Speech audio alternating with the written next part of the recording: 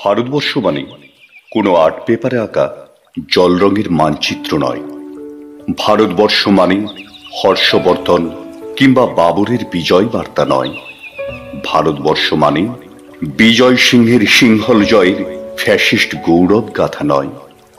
ভারতবর্ষ মানে শুধু মীনাক্ষীপুরম কিংবা জামা মসজিদ নয়। ভারতবর্ষ মানে নেহেরুজির বংশানুবৃত্তি কিংবা জিন্না সাহেবের অলিখিত শ্বেতপত্র নয়। ভারতবর্ষ মানে এক ভালোবাসা, তোমার আমার, শব্দের, সঙ্গীতের, জীবনের, আকাশের, মাটির।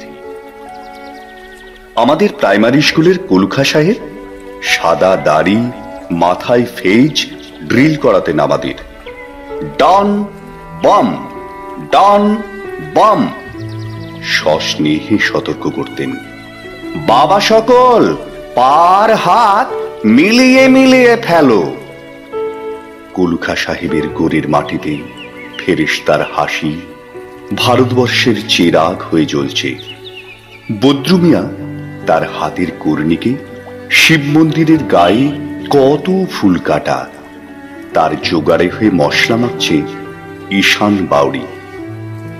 নেয়ামত শেখ আর গোকুল মাহাতো এক পাটাতনে ধান ছাড়ে। সোনালী গোবিন্দ ভোগে খামারে ঠিকরে পড়ে সোনালী আলো। বদন মাঝি দাঁড় টানত যুবতী গঙ্গায়, বৈঠা ধরত হুসেইনুর মাঝি। সামলে চলো মাঝি, জামতে কাঁচা খাগিরি গান, সোরাবালির চর আর ঘুরিনি জোলার ঘাট। আমার ভারতবর্ষে কোনো গেরুয়া রাজনীতিবিদের নির্দেশিকা নেই।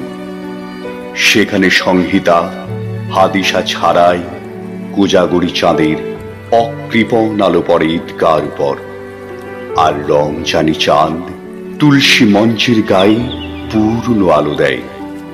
আমার ভারতবর্ষ মানে রবীন্দ্রনাথের মধ্যে নজরুল, রবিশঙ্কর আর আলী আকবরের যুগলবন্দি, গণেশ পাইন আর মকবুল ফিরার রঙিন ছবি। আমার ভারতবর্ষ মানে লালন ফকিরের গান। আমার ভারতবর্ষে আমি শুনেছি মোহাম্মদ রফির সঙ্গে লতার ডুয়েট, দেখেছি পাল্লা দিয়ে আজহারের সঙ্গে শচীনের দৌড়, খেলার মাঠের প্রান্তে দাঁড়িয়ে শুনেছি নইমুদ্দিনের তদারকি চিৎকার।